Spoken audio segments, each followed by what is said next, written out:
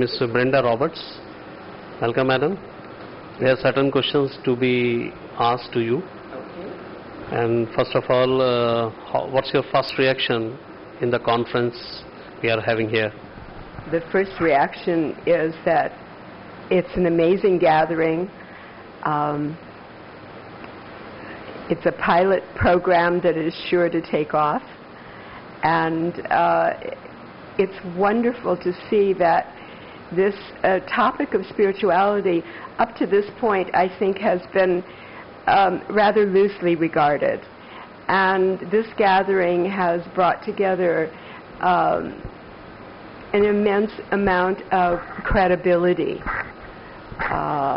in the form of its personages that I'm really amazed to see how many solid people, if you could say that, or solidly positioned people, perhaps that's a better term, in the workplace have this interest and commitment and desire for more spirituality in the workplace. It's very heartening, and I'm very honored to be here and to be a part of it. Thank you, madam, for that. In fact, as a PE school, business school, we are having this conference at our place.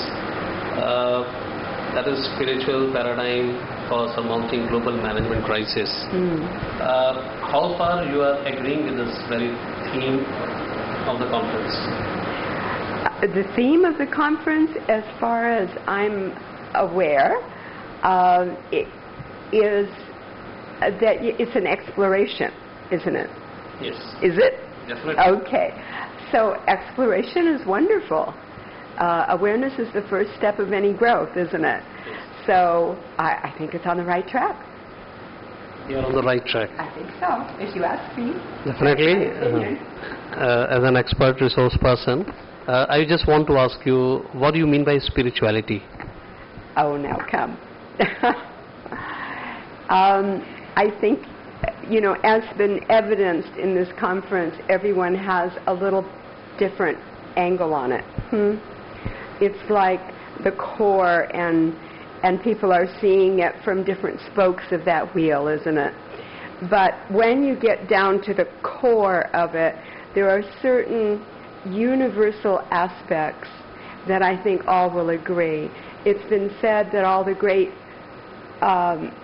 masters and prophets all agree. It's the followers that disagree. And so this issue of, or topic of spirituality, I think has to do at its core with the growth and the growth of the individual toward goodness. That's where I would put it. Growth of the individual towards goodness. And that goodness comes when you have a sense of fearlessness, when you have a sense of security, when you have a sense of beneficence. And those senses come when you have that connection with God. When you have a personal connection with God, then that deep and lasting peace, which was my topic, is felt. And when you're in that deep and lasting peace, you are not afraid to be a giver. You have more creativity because the ego is set aside for a time or a degree, isn't it? Means we wanted to search and answer the way the globalization has given some recent economic crisis, like in US, economic meltdown was considered. A lot of hue and cry has been made. Now we are finding Europe is also on the same track, and side by side some political turmoil in Africa. So when we talk about economic crisis, some other crisis has also erupted. Do you find that spiritualism would be a better answer to these crises? My answer to that is that the world has always been in turmoil. There's always been wars and disagreements. And my guru, Paramahansa Yogananda, has said that whether the crisis is economic or international or nature, whether it's global or it's at home, the reason is that we've forgotten our connection with God. And so we've forgotten that which sustains and helps us to get through life's inevitable challenges and to help others. And we've forgotten our kinship with each other as children of God.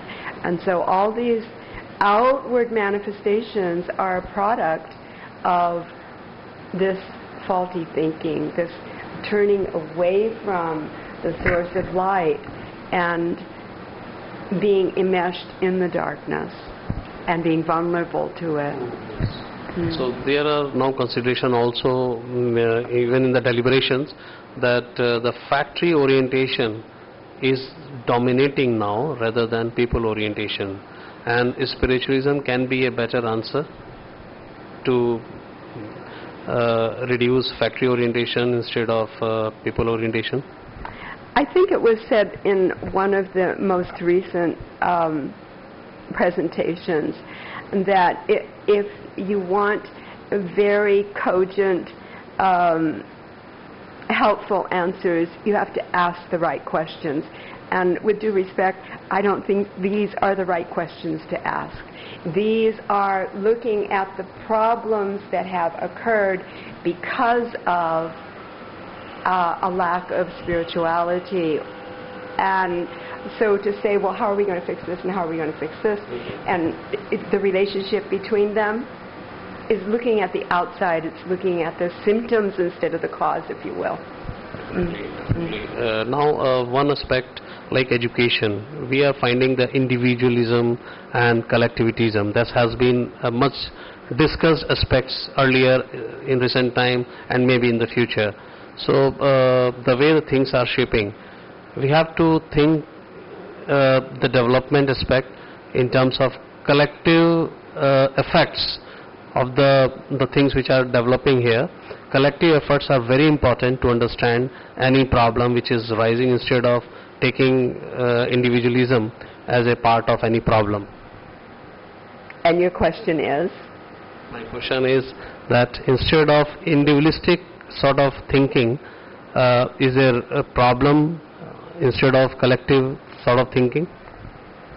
Again, I would say the question is perhaps a little misplaced.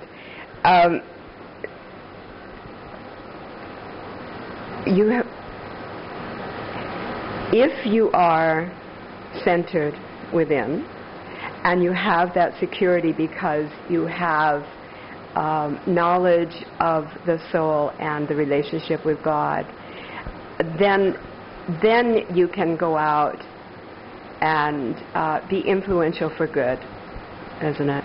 So it's both. I think both are necessary.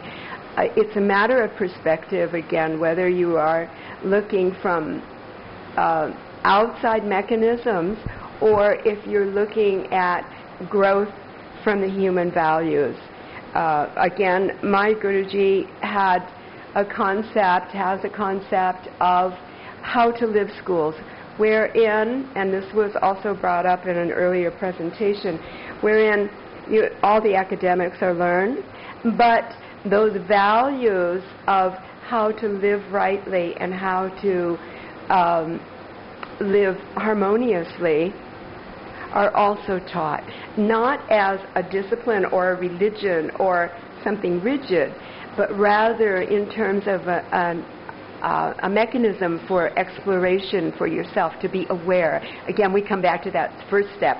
Awareness is the first step. When we talk about US and India, what is the difference of spiritualism between these two countries?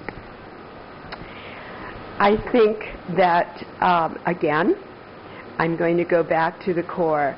As children of God, it doesn't matter what country we're born in. It's very individual. There are very deeply dedicated spiritual people in all countries. And I think that if you spoke to them, they would all say the same thing. It doesn't matter where you're born, it matters what you do inside. Means here we have the scriptures like Bhagavad Gita. I come to know that it has been accepted in US. The people are now following, the followers are increasing, whether it is ISKCON or something else. Is it the right thing? Paramahansa Yoganandaji has given an interpretation of the Gita, and it's called God Talks with Arjuna. It's in English and in Hindi. It's available in India and in America, published by Self-Realization Fellowship. You go to Satsanga Society of India. And in there he gives the Sanskrit slokas, the interpretation, and then the spiritual meaning of it. So this is going to be a big aid to bringing spirituality and the Bhagavad Gita into America. And again, those are those universal core elements of that wheel that no religion will take issue with.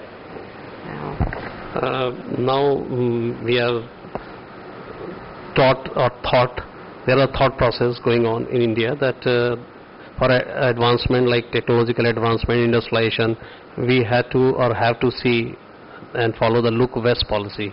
Now it is a time for the Western world to see Indians or India, that is called look east policy, for spiritualism, for the ideals of spiritualism or the concept like spiritualism. Is it so?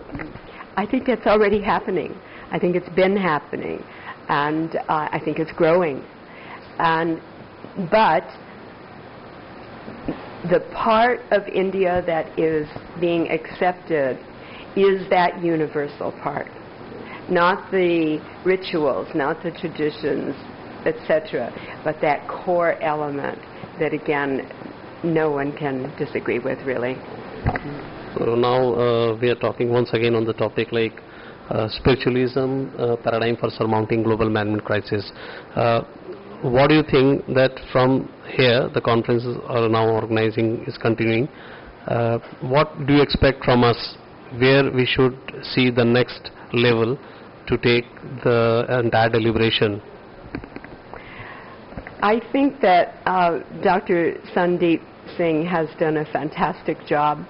His vision has led you this far and led us this far, because now I feel very committed to supporting whatever programs of the same nature are going to be coming in the future.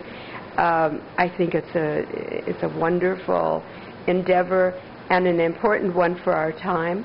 And I have full confidence in Sri Singh's ability to lead this organization onward. His vision is fantastic, and he has the inner consciousness to be able to motivate and spearhead ongoing programs. There is, it is always considered that spiritualism is more a concept rather than a practice. How would you like to suggest a model to make it more practicable, so that the people, more and more people, will be enjoying it and learning the most important part? Well, I have two answers to that. Okay. One is, come to my session tomorrow morning. It's a practicum. Okay. I'm going to give 3 methods for inculcating deep and lasting peace that you can test out in your own life, your private life, your business life, and decide the efficacy of it for yourself. And there'll be 3 methods that we'll interactively work on. So that's number 1. And number 2, and of course it's a bias, but my Gurudev, there are lessons that you can get that are sent to your home, and you study at your own pace. And these are how to live lessons, and they cover scientific meditation and how to live on various aspects of the challenges that do come up in one's life, whether it's relationship or work-related, how to deal with your own growth process, and the scientific meditation techniques are there as well. Thank you, Ms. Brenda Roberts. Thank you for the time you have given to us. Thank you very much.